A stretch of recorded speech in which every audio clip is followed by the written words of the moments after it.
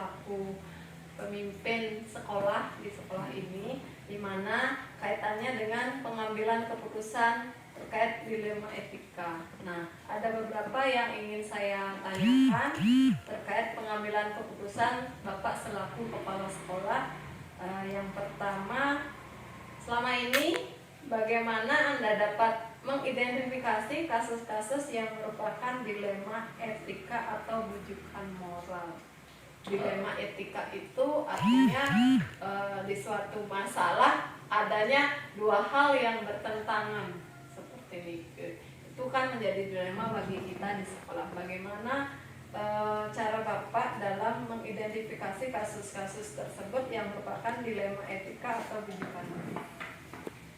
Bisa diberikan contohnya? Contohnya misalnya anak mengikuti lomba olimpiade. Di satu sisi anak tersebut memberikan prestasi nama baik untuk sekolah.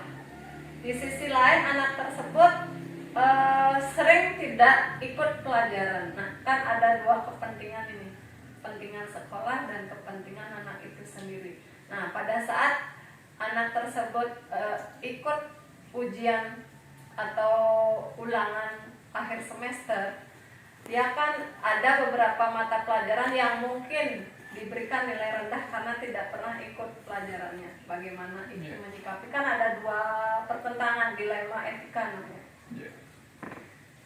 Menurut saya sih kalau dilema etika itu memang agak susah juga ya, dalam hal penyelesaian. Tapi kita sudah pasti menggunakan pendekatan pertama sudah pasti pada anak yang bersangkutan. Kita akan berikan suatu pemahaman, penerangan agar mereka bisa paham bahwa sebenarnya tidak hanya ya, jadi tidak hanya untuk jadi perlu kasih pemahaman sama anak bahwa sekolah itu bertanggung jawab terhadap etika anak-anak, kemudian perilaku anak-anak, dan salah satunya ya itu. Jadi etika yang bukan etika apa ya? Dilema etika itu ya salah satu sebenarnya faktor penentu juga keberhasilan diri dan keberhasilan sekolah. Kalau misalnya dari anak tersebut tidak terjadi perubahan ya, begitu kita melakukan bimbingan, bekerja sama dengan guru BK dan wali kelas, sudah pasti harus melibatkan orang tua. Jadi orang tua itu perlu dipanggil, ya, diberikan surat pemanggilan dan berikan pemahaman juga pada orang tua bahwa sebenarnya tujuan sekolah memanggil orang tua itu tidak lain adalah demi terjadinya perubahan tingkah laku sama anak. Ya, itu yang mungkin yang pernah saya lakukan itu bersama guru BK dan wali kelas. Baik Pak, terima kasih. Berikutnya, selama ini bagaimana Anda menjalankan pengambilan keputusan di sekolah, terutama untuk kasus-kasus di mana ada dua kepentingan yang sama-sama benar dan sama-sama mengandung nilai kebajikan? Sebagai pengambilan tindakan ya? Ya. Selama ini bagaimana Anda menjalankan pengambilan keputusan di sekolah, terutama untuk kasus-kasus di mana ada dua kepentingan yang sama-sama benar dan sama-sama mengandung unsur kebajikan? Ya, kita ginikan dulu ya, apa namanya ya, kalau disederhanakan kita timbang dulu lah masalah yang mana mungkin yang benar-benar lebih ya kalau bisa dibilang lebih dianggap sangat penting ya. Memang selain kita memungkinkan juga masalah kepentingan sekolah, ya kita juga mesti juga mempertimbangkan bagaimana juga kepentingan keluarga mereka. Ya, seperti misalnya contohnya anak-anak dituntut harus setiap hari masuk, kemudian harus mengikuti segala kegiatan dan sebagainya di sekolah. Tetapi satu pihak orang tua itu ada suatu kepentingan juga bagi anaknya, misalnya dituntut untuk bekerja di rumah dan sebagainya. Memang kadang-kala perlu juga sekolah memberikan suatu kebijakan, tetapi tidak mengurangi makna ya. Jadi kita juga harus fleksibel. Kalau memang anak itu memang harus seperti kemarin contoh itu kan ada anak yang memiliki kelainan dia tidak boleh berjemur ya. Tidak boleh berjemur, begitu berjemur langsung pingsan ya. ya upacara bendera. Maka dari itu kok orang tuanya datang ke sini meminta suatu kebijakan, Pak tolong kasih kebijakan pada anak saya mau pergi ke ladang jantung, dan dia juga tidak bisa mengikuti upacara bendera atau kegiatan-kegiatan yang berkenaan dengan terpapar sinar matahari, dan mereka juga sudah membawa surat keterangan. Dan maka dari itu saya sebagai kepala sekolah harus membijaksanai itu dalam rangka untuk ya keselamatan mereka lah, keselamatan anak tersebut biar tidak terjadi hal-hal yang tidak bisa kita. Baik Pak, berikutnya langkah-langkah atau prosedur seperti apa yang biasa Anda lakukan selama ini?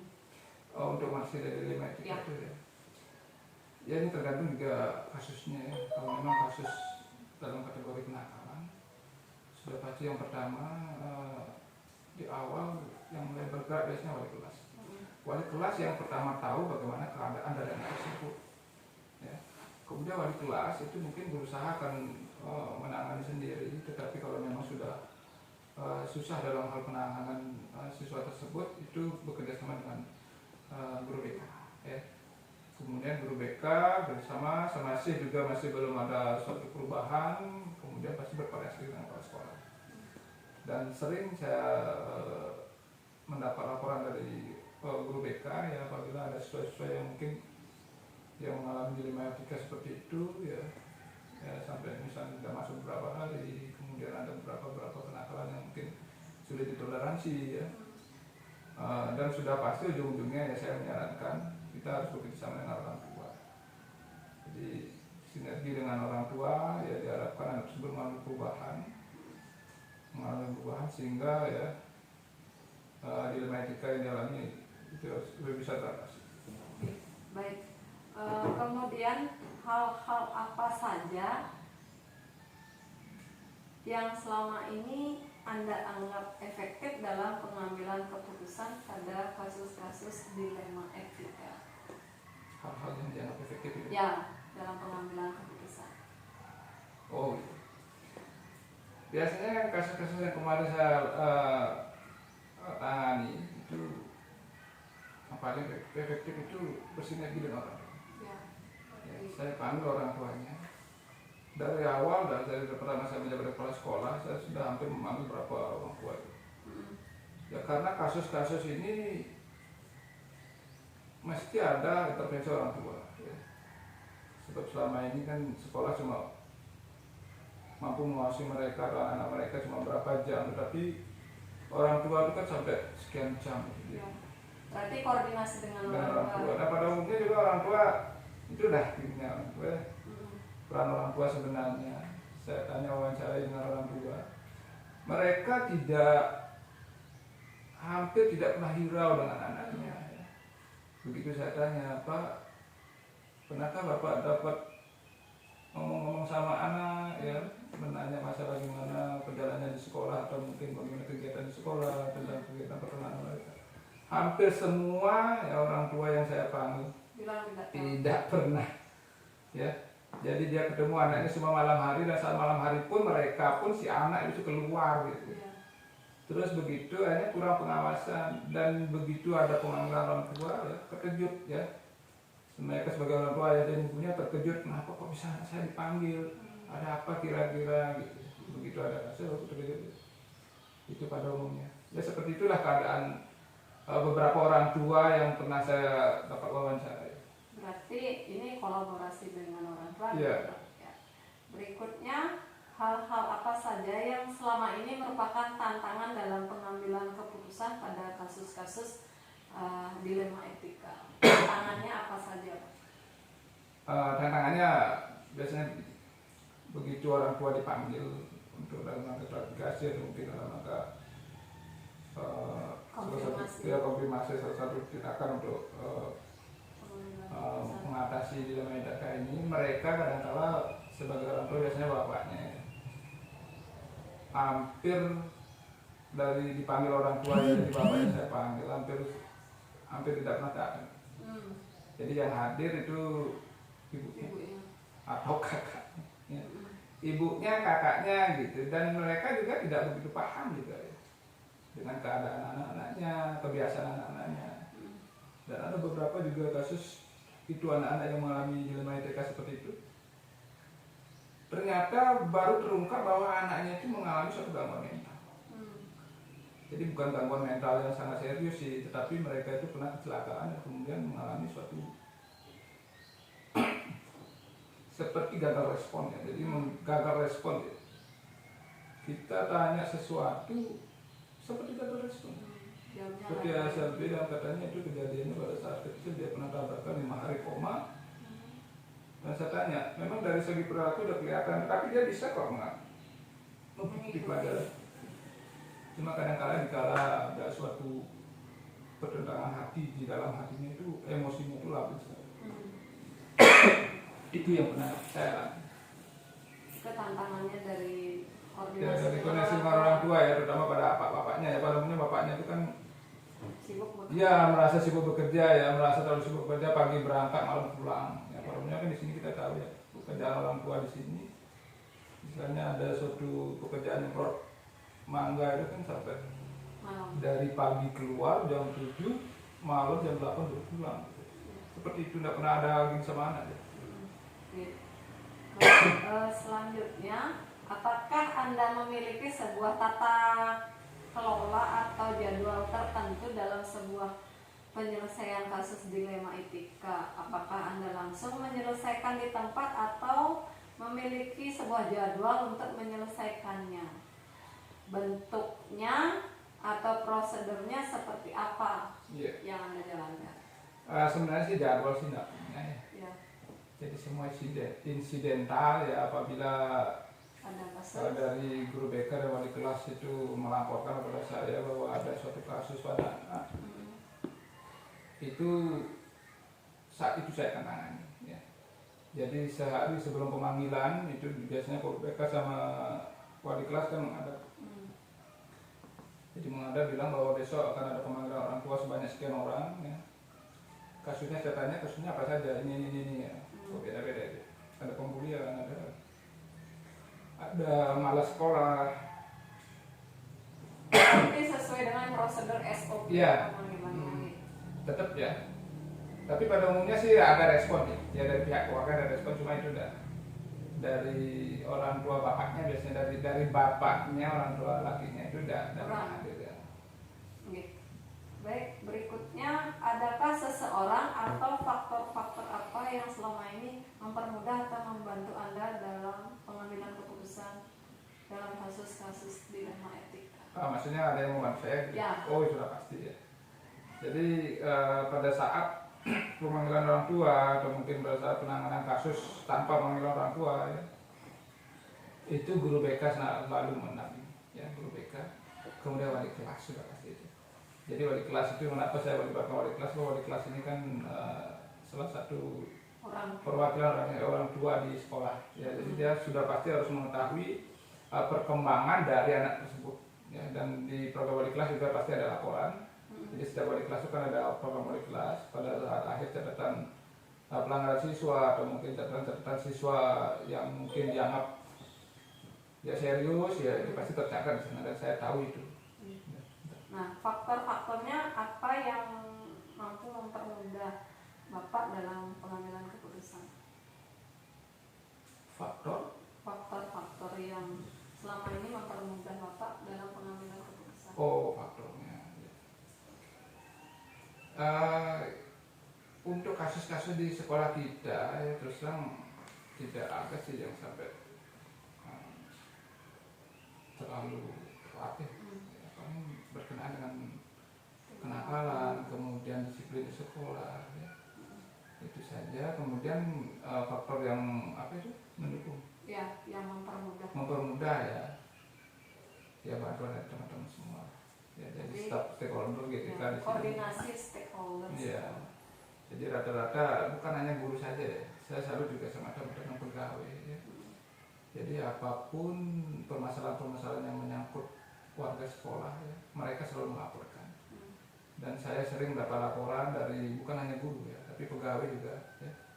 Dan pegawai juga ikut dalam hal melaksanakan ketertiban di sekolah. Baik. Itu Pak yang terakhir. Dari semua hal yang telah disampaikan, pembelajaran apa yang dapat Anda petik dari pengalaman Anda dalam pengambilan keputusan dalam dilema etika?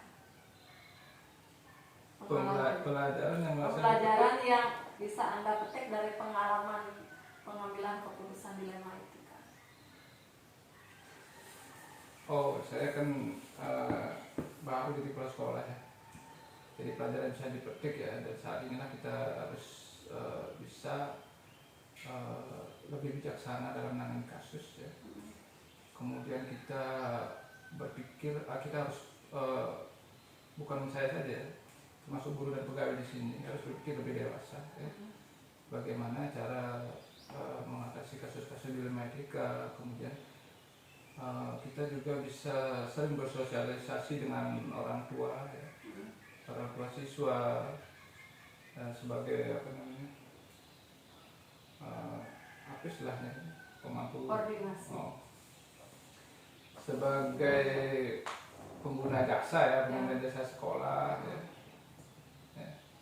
Dan kita ya lebih mengenal juga karakter-karakter masyarakat di sini ya, dengan adanya kita sering berhubungan dengan orang tua, berhubungan dengan kasus anaknya. Oke saja Pak Nek. Ya, Nek saja beberapa pertanyaan yang terkait pengambilan keputusan selaku kepala sekolah dalam menangani kasus-kasus dilema etika. Terima kasih Bapak. Ya, terima kasih Bu. Yang kedua Pak Santi, Om Santi.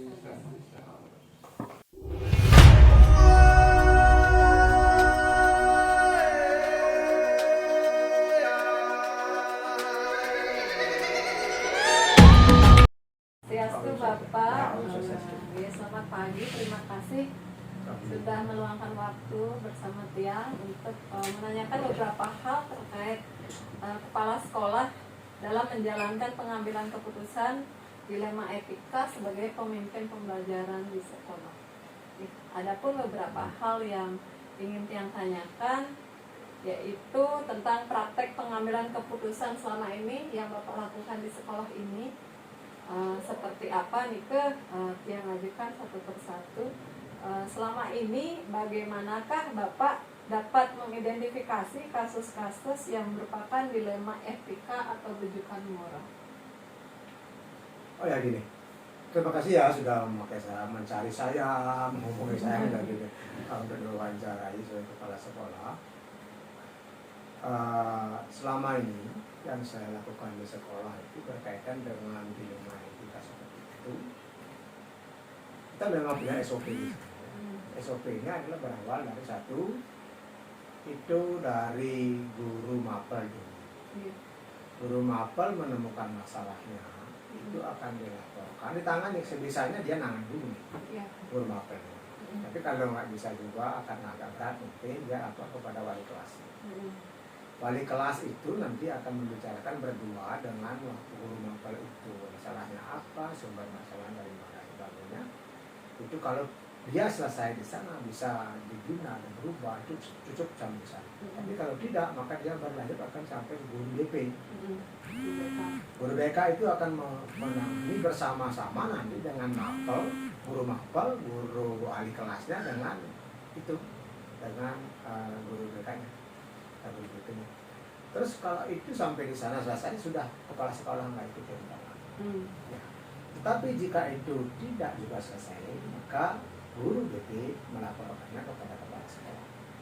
Kepala sekolah itu akan membicarakan juga secara universal dengan keempat itu, guru mapel yang menemukan, kemudian wali kelas yang sudah dilapori, kemudian guru BP yang itu menerima laporan itu, kemudian menyampaikan di hadapan kepala sekolah masalah seperti apa. Nah, kalau sudah sampai kepala sekolah, kita itu akan melakukan yang namanya pendidikan keluarga. Pendidikan keluarga itu adalah sinergi antara pendidikan formal seperti sekolah ini dengan orang tua siswa. Kita selalu melibatkan itu. Jadi keputusan seperti apa, kita akan sampaikan masalah seperti apa, itu secara persuasif, damai, dan manusiawi. Jadi kita tahu perkembangan anak-anak itu kan nggak sama nih, karakter mereka nggak sama, itu latar belakangnya sudah kita tahu itu sebenarnya apa sih mereka di rumah. seperti apa sih orang tua membina mereka, lalu apa yang fasilitas belajar dan sebagainya seperti apa, lalu bagaimana pergaulan di lingkungan itu. Kita harus tahu sebenarnya itu untuk mengetahui solusi yang kita akan ambil. Soalnya banyak anak-anak yang itu bermasalah di keluarganya, maka masalah kita di sekolah. Walaupun tidak 100% begitu. Jadi himbauan saya kepada semua guru yang ada, apalagi calon guru penggerak, tidak boleh menjustifikasi siswa hanya melihat luarnya saja. Kadang-kadang di belakangnya itu ada masalah yang sangat kompleks yang mereka sendiri tidak bisa pecahkan. Sehingga kita menjadi orang yang sangat boleh menjadi sangat agresif, sangat introvert, bahkan kadang-kadang itu suka sangat caper perhatian sekolah karena mereka itu di rumah seperti itu. Nah inilah kita tanamkan di sini kepada semua guru, terutama saya, bahwa kita harus tahu background daripada siswa. Ternyata background siswa sekolah kami di sini, problem banget, sangat problem. Kalau kita mau masuk ke belakang itu masalahnya sangat kompleks untuk beberapa siswa. Kadang mereka tidak punya orang tua, hidup dengan neneknya dan sebagainya, itu tidak bisa kita justifikasi anak itu, ini begini, begini. Enggak, kita harus cari dan bantu mereka untuk masalah. Jadi tindakan kami selama ini ada seperti itu. Yang pertama, yang kedua, jika mereka memang ada masalah ekonomi di rumahnya, saya pribadi sebagai manusia, bukan hanya oleh kelas sekolah, tentu saja ada harus berpikir bagaimana membantu anaknya. Kemarin kita sudah membantu satu orang anak karena di rumah itu anaknya sudah dibilang tidak ada musim. Ini sekolah nggak bisa dipertahankan, kenapa nggak bisa? Kita harus diskusi dengan anak itu, kamu mau sekolah atau gimana? Dan sebagainya. Kalau dia semangat di sekolah kita bantu, kita bantu dengan cara-cara seperti itu. Nah itulah selama ini kita lakukan. Jadi kalaupun di sini sebenarnya tidak ada, hanya seberapa persentase kecil sekali bahwa orang tua itu menyuruh anaknya tidak masuk karena dia membantu orang tuanya untuk bekerja. Itu jarang saya temukan di sini. Yang terjadi adalah bahwa mereka melanggar tata tertib, perilakunya di sekolah itu agak menyimpang sedikit, tidak banget menyimpang, masih bisa diluruskan. Itu karena apa? Karena di rumahnya mereka juga itu kurang perhatian dari orang tua. Bahkan tidak ada orang tua sama sekali yang peduli pada mereka. Nah inilah tanggung jawab sekolah untuk membuat anak ini lebih sadar diri. Kemudian kita nggak bisa, kemarin saya diskusikan dengan ibu, awasi anak ini terus. Jika mereka tidak berbekal sebagainya, dia kesulitan itu, bilang saja, tangan dulu nanti tidak sama saya. Karena anak ini bagaimana buat anak-anak namanya yang sing berbekal masuk itu masalah besar banget. Apalagi Nah, ini harus kita tahu ini, ya enggak, maka kita sekolah, saya pribadi dengan beberapa orang tua, maka kita akan bantu. Yuk, kemudian deh bisa dan sebagainya, supaya anak itu tidak lagi menjadi beban. Walaupun nanti di rumah nggak tahu seperti apa, gitu. Tapi tetap kita harus awasi. Baik Bapak, sangat bijaksana sekali. Kemudian, apakah selama ini bagaimana Bapak menjalankan pengambilan keputusan di sekolah, terutama untuk kasus-kasus di mana ada dua kepentingan yang sama-sama benar dan sama-sama mengandung nilai kebajikan? Ya, prinsip saya adalah begini, bahwa hal-hal yang prinsip, hal-hal yang sangat berpengaruh terhadap secara umum di sini, kemudian pada kelanjutan masa depan siswa, ini tidak pernah saya ambil kebijakan sendiri. Paling tidak saya tuh akan mengajak, satu adalah kaul wakasa jelas, kemudian kaul pembantu saya yang lain, satgas dan sebagainya, kemudian kesiswaan, kemudian wali kelas, kemudian bahkan mungkin saja itu saya bawa di pleno guru, supaya pengambil kebijakannya tidak hanya saya. Atau paling tidak, itu adalah guru-guru senior, bisa panggil di sini, ada masalah seperti ini, itu kebijakan seperti apa ya? Saya tidak berani ngomong sendiri. Karena apa? Karena kebijakan seperti itu sangat-sangat berpengaruh terhadap citra sekolah ini. Kalau salah-salah mengambil kebijakan, itu nanti guru yang lainnya tidak tahu menahu. Bisa begitu. Jadi saya bisa bawa ke pleno, bisa bawa di skop kecil daripada beberapa guru yang saya anggap mampu memberikan masukan dan punya pengalaman mengajar yang lama seperti itu. Jadi biasanya kita lakukan seperti itu. Tidak pernah saya mengambil sendiri kebijakan yang prinsip seperti itu. Tetapi sebagai kepala sekolah itu pasti ada suatu saat bahwa saya harus mengambil kebijakan yang sangat mendesak. Kalau saya mengambil kebijakan yang sangat mendesak karena deadline pengiriman data misalnya seperti itu atau keputusan seperti itu segera, maka saya tidak mungkin membawanya dulu ke pleno. Saya sampaikan kepada guru, hasilnya seperti itu. Ketika kepala sekolah mengambil kebijakan sendiri karena didesak oleh waktu, maka seluruh kebijakan itu adalah tanggung jawab kepala sekolah. Itu kita kembali supaya mereka nanti aman. Ya. Saya mau melibatkan. Oke Bapak, berikutnya langkah-langkah atau prosedur seperti apa yang biasa Bapak lakukan selama ini bersama ya, Dalam bidang apa ya? pengambilan keputusannya nih? Nah, itu tadi kita kumpulin. Pertama kita kan analisa masalahnya nih. Deteksi masalahnya. Berat, Kalau enggak sedang. terlalu mendasar prinsip, ya udah kita ambil. Panggil wakil kepala sekolah, Pak, ada begini. Kita begini yuk. Oke Pak, ya, atau mungkin yang tambah. Itu yang ringan. Ya, Tapi kalau yang sangat prinsip seperti tadi itu, ya. saya harus kumpulkan beberapa guru untuk mencari solusinya supaya nanti kita berpikir banyak orang berbeda hasil berbeda ini. Ya. Jadi prinsip berbeda. Iya. Baik Bapak. Berikutnya, hal-hal apa saja yang selama ini Bapak anggap efektif dalam pengambilan keputusan pada kasus-kasus dilema etika? Yang efektif. Ya efektif itu kadang-kadang pertama adalah satu contoh sebenarnya model ya. Model dari gurunya, contoh perilaku dari siswa yang lainnya. Kita selalu melakukan reward and punishment di sini. Akan ada penghargaan yang bagus bagi siswa yang berprestasi. Ya. Di garis sekolah selalu ada. Apa gunanya untuk mendorong mereka yang lainnya supaya mengikuti jejak mereka. Punishment ada walaupun kita tidak terlalu ekspos apa masalah anak ini terhadap anak yang lain. Karena itu kebencangan juga ya. Jadi harus diambil ya itu di bawah tempatan besok itu kemudian kita akan punya dia seperti apa. Tetapi yang paling efektif sebenarnya adalah satu adalah jika kepala sekolah yang memanggil. Pengalaman saya. Begitu kepala sekolah yang memanggil, maka anak itu akan merasa seperti apa? Dia akan dia akan berubah. Takut. Karena kepala sekolah itu nggak tahu apa takut apa dia nggak tahu. Yang penting kalau saya yang memanggil, kemudian saya akan awasi dia itu akan berubah. 80% yang berubah. Terus yang kedua, jika kita sudah panggil dengan orang tuanya, biasanya selalu ada orang tua yang datang. Ada kebijakan bahwa ketika harus ada pendidikan sinergi antara sekolah dengan keluarganya, tidak bisa anak itu datang sendiri. Diusahakan supaya orang tuanya datang, bukan pamannya, bukan kakaknya. Tidak boleh. Jadi kita tidak akan menerima kakaknya sebenarnya ataupun mungkin pamannya. Harus dapat, kalau berat nih, wajib yang datang itu adalah orang tuanya. Karena kita akan lebih leluasa. Dan keputusan apa yang diambil oleh kepala apa itu oleh orang tua itu pasti. Kayak ini itu membahas lagi di rumah antara ini dan orang tua dan yang mewakili. Ya seperti itu. Jadi biasanya efektif sekali kalau kita memanggil orang tua.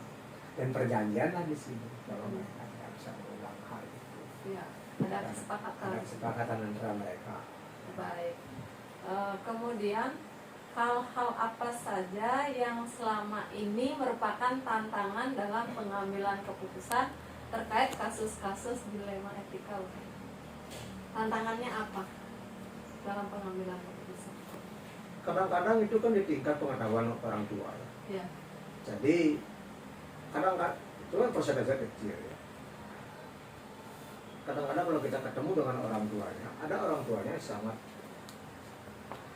peduli terhadap anaknya.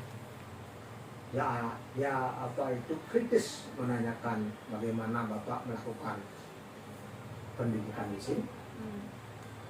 Kemudian ada orang tua yang sama sekali sudah menyerahkan kepada orang sekolah, kepada sekolah. Ya. sebenarnya tantangan terhadap penanganan hal itu justru ada pada apa kontinuitas guru di sini untuk mengawasi anak yang bermasalah ini. Bukan datang dari orang tua. Tapi kita nih semangat kita untuk terus mengawasi mereka. Iya. Itu kan perlu Keseriusan. keseriusan, perlu tenaga, perlu pikiran dan Iya. perlu kesinambungan. Keikhlasan juga kan. Keikhlasan juga. Kita nggak bisa setengah-setengah Iya, melangkah setengah-setengah. desa. Dan kita juga sampaikan kepada guru BP sekalipun kadang-kadang ini ibu guru BP kan membangun secara mengayamu, secara mentimpa. Nah itulah kita inginkan. Iya. Karena apa? Karena ketika kita berlaku seperti teman pada mereka, semua Mereka lebih unek-unek dekat bisa keluar. jadinya ya. Semua unek-unek bisa keluar. Iya.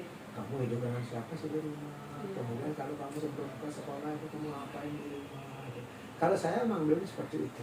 Dan dampaknya luar biasa. Bisa menangis sama itu di ruangan saya. Ya, karena pendekatannya Ya, sudah begini, personal Pak. sekali. Itu awal-awal, Ya. berkali-kali. Tapi kalau udah lama juga ya tidak sudah dibegitukan dengan baik-baik. Itu dia masih bengkong juga tuh. Nanti ada tindakan yang lebih keras tuh. Ada yang lebih tegas. Gitu.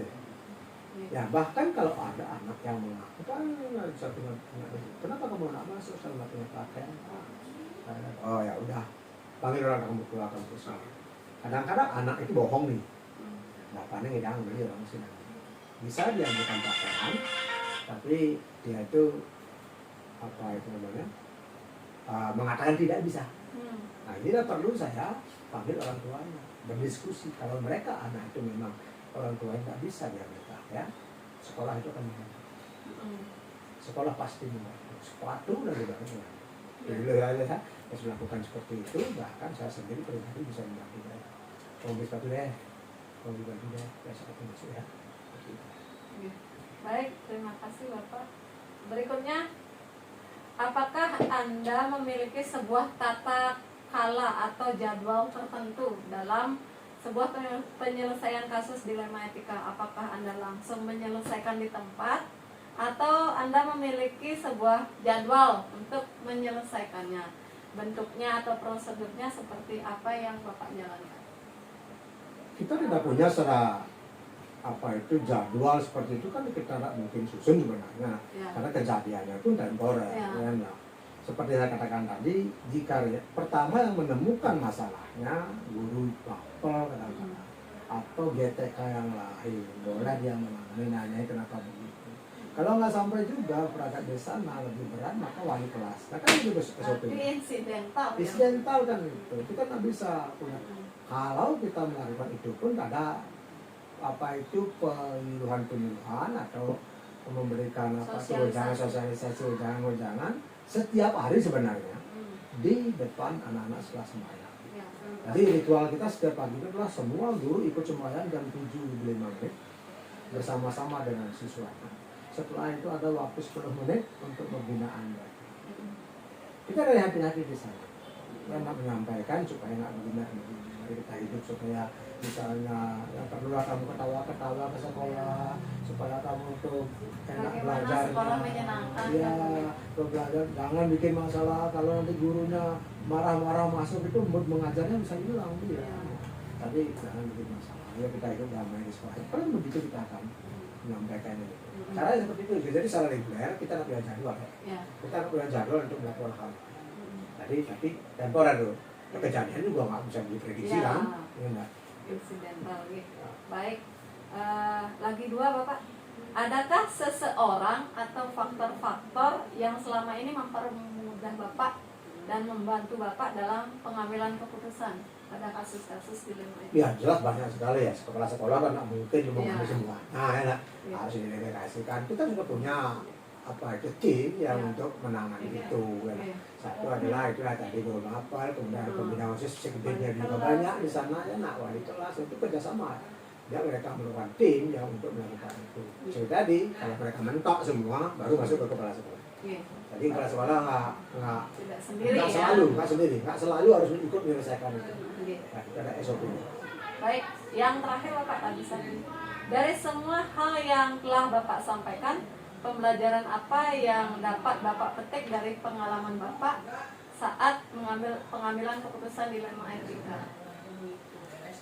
Ini pengalaman sangat luar biasa sebenarnya. Satu melatih kesabaran saya, melatih wawasan saya untuk mengambil keputusan. Nah, itu kemudian bagaimana saya menjadi leader di sini untuk membangkitkan semua SDM itu ikut bergerak untuk dalam hal itu kan tantangan.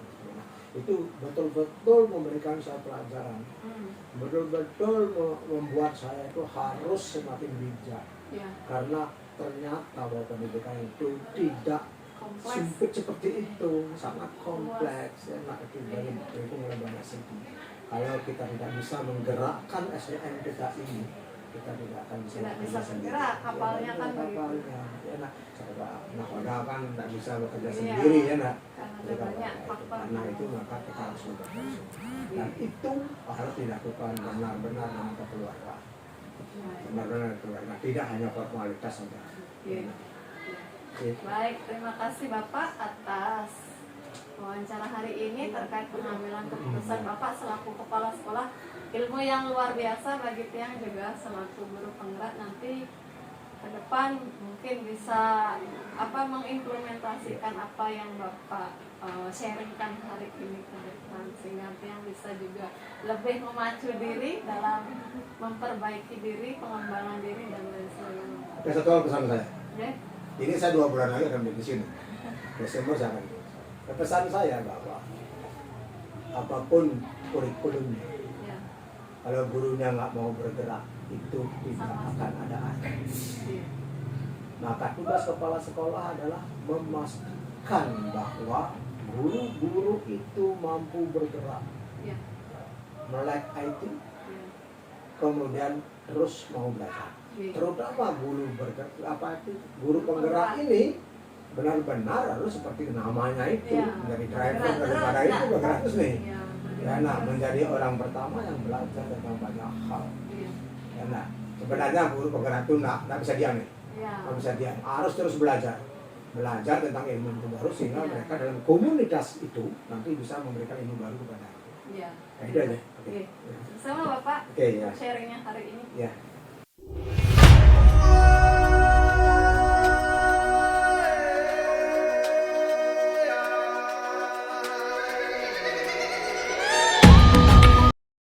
Terima kasih sudah menyempatkan waktu untuk yang sharing wawancara terkait dengan pengambilan keputusan dari kepala sekolah terkait dalam menangani kasus-kasus dilema etika. Oke, langsung saja nih, karena Bapak juga sibuk. Selama ini bagaimana Bapak dapat mengidentifikasi kasus-kasus yang merupakan dilema etika atau tujukan moral di sekolah ini di Balimanda? Terima kasih. Sebelumnya mungkin saya memperkenalkan diri dulu. Saya Iwayan Suarsina yang pada saat ini menjadi PLT di SMA Negeri Balimanda, dan dinas saya di SMA 1 Kubu Tambahan, dan 5 bulan di sini. Tentu kita sebagai pimpinan, kita sebagai kepala sekolah, baik di sekolah tempat kita kerja ataupun di tempat PLT ini, ya yang namanya kasus-kasus atau masalah-masalah itu adalah merupakan menu keseharian ya. Tentu berbeda kondisinya di SMA Balimanda ini dengan di SMA 1 Kubu Tambahan. Mungkin terkait bagaimana kita mengidentifikasi, bagaimana kita mengetahui, atau bagaimana kita dikatakan mengelompokkan mana kasus-kasus yang dilema secara etika atau etis, kemudian mana yang mungkin bersifat yang lain ya, seperti kasus-kasus itu. Tentu kita bisa lihat dari kadar kasus itu. Anggap saja kadar kasus itu, ada kasus yang memang sederhana ya, ada kasus yang memang sedang-sedang saja, ada yang kasus memang betul-betul kompleks dan rumit. Terkadang ada juga kasus yang memang secara jelas pro kontranya, di mana antara namanya pro kontra pasti semua ada plus minusnya kan begitu. Tidak secara kontradiktif. Kalau permasalahan secara kontradiktif benar salah itu masih gampang. Tapi ini yang pihak pertama benar, pihak kedua benar, kasus itu sehingga akan sulit kita memecahkannya. Nah, jadi bagaimana untuk melihatnya itu ya tentu dengan ya bukti-bukti, analisis, kemudian kebenaran yang berlaku secara umum maupun secara yang tidak umum lah kadang-kadang seperti itu. Baik, sangat kompleks sekali Kompleks sekali. ya, mengajar ditugaskan di dua tempat dengan beban yang memang cukup lumayan ya tadi. Lanjut gitu. Selama ini bagaimana Bapak menjalankan pengambilan keputusan di sekolah, terutama untuk kasus-kasus di mana ada dua kepentingan yang sama-sama benar, sama-sama mengandung nilai kebijakan. Ya, itulah yang tadi mungkin sudah sempat yang sampaikan, ya dilema-dilema seperti itu ya akan selalu ada dimanapun kita berada dalam kehidupan apapun yang mungkin ruang lingkup kita di sekolah. Jadi masalah-masalah di sekolah, masalah-masalah di luar, di keluarga itu akan lebih banyak juga. Ya kadang-kadang ketika kita menemukan atau memiliki kasus yang memang ya sama-sama benar, kadang-kadang kan seperti sering sekali kita itu dibenturkan oleh keadaan di mana dituntut kita harus memutuskan memilih A atau memilih B. Di mana memilih A itu juga benar, memilih B juga benar. Memihak kepada individu atau memihak kepada kelompok atau memihak kepada wilayah atau lingkup yang lebih luas. Dan dari sudut pandang mereka itu sama-sama ya benar. Nah, di sini tentu kita akan membutuhkan pemahaman, membutuhkan analisis, membutuhkan solusi bila mana perlu, pertimbangan-pertimbangan juga dari pihak lain kan. Kalau mungkin kita tidak bisa putuskan seketika, bisa kita tunda, bisa kita konsultasi, diskusi dulu dengan staf-staf pimpinan. Kalau di sekolah kan kita punya staf pimpinan, kita punya wakasek, terutama di SMA kan ada. Ketika itu masalahnya tentang kurikulum, kita diskusi dengan wakasek kurikulum. Kita tentang kehumasan, kita minta solusi seperti itu. Itulah intinya. Ya, baik. Nah, kemudian langkah-langkah atau prosedur seperti apa yang biasa Bapak lakukan selama ini? Ya, prosedur dalam pengambilan keputusan itu ya bergantung juga dari masalah itu, dari kasus itu. Kalau kasus itu sederhana, seperti awal saya sampaikan, ya bisa diputuskan sendiri dan resikonya tanggung sendiri kan begitu. Ya, kemudian kalau kasusnya agak berat, ya kita mungkin perlu diskusi, atau mungkin kasusnya lebih kompleks lagi, kita mungkin membutuhkan pihak-pihak luar di mana ya atasan kita kah itu atau orang-orang yang memang berkompeten terkait itu kita lakukan. Nah itu bagaimana langkah kita bergantung dari situasi kondisi dari masalah itu. Tentu yang pertama kita harus tahu bagaimana duduk permasalahan akar masalah, akar kasus itu untuk bisa diselesaikan. Itu intinya. Ya. Baik, kemudian hal-hal apa saja yang selama ini Bapak anggap efektif dalam pengambilan keputusan yang terkait dengan kasus-kasus dilema etika?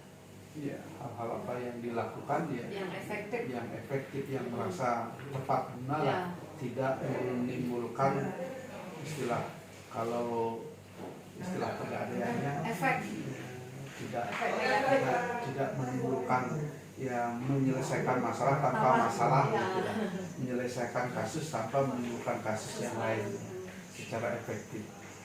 Nah itu memang kalau kita katakan langkah apa itu kadang-kadang tidak semua kasus itu bisa dilaksanakan dengan tepat guna atau dengan efektif ya, kadang-kadang juga enggak. Tapi tetap yang harus saya lakukan bergantung dari kasus itu seperti awal saya sampaikan. Dari awal sudah saya sampaikan, tergantung kasus. Kalau kasusnya memang sederhana bisa diselesaikan di tempat itu dengan kemampuan kita sendiri. Kalau mungkin agak sulit seperti ini, agak sulit seperti itu, tapi intinya kita harus mengetahui secara mendalam ya apa sih, mengapa sih kasus itu terjadi. Kita bisa flashback kembali atau bisa kita lihat fakta-faktanya apa, ya bukti-bukti pendukungnya apa, kita pikirkan analisis dampak berikutnya, Newton efeknya itu apa, tidakkah lebih parah jika ini kita putuskan ambil dampaknya seperti ini, jika ini kita putuskan ambil dampaknya ini, itu kita timbang-timbang mana yang lebih berat, mana yang memungkinkan, ya lebih bermanfaat untuk orang banyak, lebih bermanfaat untuk yang lain, ya saya kira itu yang kita ambil keputusan. Baik, berikutnya hal-hal apa saja yang selama ini merupakan tantangan Bapak dalam pengambilan keputusan pada kasus-kasus dilema etika? Tantangannya apa nih Pak? Tantangannya mungkin kembali ke rasa gitu ya. Kalau boleh saya katakan, tantangan dalam mengambil kasus-kasus yang bersifat dilematis ini karena dua pihak benar gitu, tentu akan sulit. Nah disinilah rasa kita, naluri kita itu harus berjalan ya. Tentu naluri dan rasa itu akan berjalan, tidak akan bisa melepaskan dari bagaimana kita menganalisis keputusan mana yang kita ambil, dampaknya bagaimana, resikonya bagaimana, itu aja. Jadi saya kira itu. Lanjut, apakah Bapak memiliki sebuah tata kala atau jadwal tertentu dalam sebuah penyelesaian kasus dilema etika? Apakah Bapak langsung menyelesaikan di tempat atau memiliki jadwal dalam menyelesaikannya? Bentuknya seperti apa yang Bapak jalankan selama ini di sini? Kembali ke kadar kasus, walaupun dilema ya atau dilematis, kadang-kadang memang dilematis tidak terlalu berat, kan gitu, tidak terlalu beresiko, kadang memang sedang aja, kadang memang membutuhkan pemikiran yang karena kasusnya sangat kompleks. Nah kembali terkait dengan kasus yang gampang-gampang saja, walaupun itu dilematis, mungkin seketika bisa kita ambil keputusan, ini loh resikonya lebih kecil. Tapi kalau memang kasus-kasus yang berat itu kita mesti dijadwalkan. Kita akan berpikir dulu, kita akan analisis dulu, kita akan diskusi dulu dengan pihak-pihak yang kita percayai, dengan staf-staf kita. Dan biasanya kalau kami menyelesaikan kasus itu, kalau memang tidak terlalu mendesak, itu biasanya pada rapat-rapat rutin ya sebulan lah sekali atau seminggu. Jika memang mendesak mungkin sesegera mungkin gitu. Ya itu pasti. Yang pasti di tempat saya bertugas itu setiap bulan pasti akan ada semacam evaluasi, mengevaluasi segala permasalahan, segala kasus yang belum tertuntaskan, yang masih mengenap, ya itu untuk bisa dicarikan solusi secara bersama-sama. Tapi kalau jika tetap mentok, ya pimpinan harus mengambil alih. Ya pada saat itulah pimpinan harus berani mengambil risiko. Itu aja. Berarti itu opsional ya Pak, bisa saat itu bisa dijadwalkan tergantung kapasitas kasus, bergantung dari kadar kasusnya. Ya. Baik, berikutnya lagi dua Pak. Adakah seseorang atau faktor-faktor apa yang selama ini mempermudah atau membantu Bapak dalam pengambilan keputusan? Ya pasti ada. Di lembaga kan ada struktur, ada sistem ya. Itu pasti dijalankan ya. Seperti yang tadi juga kita sudah sampaikan, ya kepala sekolah mempunyai sikap pimpinan. Kasus atau masalah di kurikulum mungkin yang tepat dengan lokasi kurikulum. Kasus di sarana prasarana yang lebih tepat dengan sarpras. Kemudian kasus secara umum mungkin kita bisa berbicara dengan umum. Kemudian saya juga terkadang ya punya mungkin orang-orang yang memang secara pemikiran sering sama gitu, yang bisa kita ajak untuk berdiskusi secara khusus. Oh saya mau ngambil keputusan ini bagaimana menurut ibu, bagaimana menurut bapak. Ya, ya sudah kita yakini jujur. Ya, ya oke Pak, ini yang Pak ambil, ini yang sebenarnya menurut saya benar. Ya itu juga ada. Ya.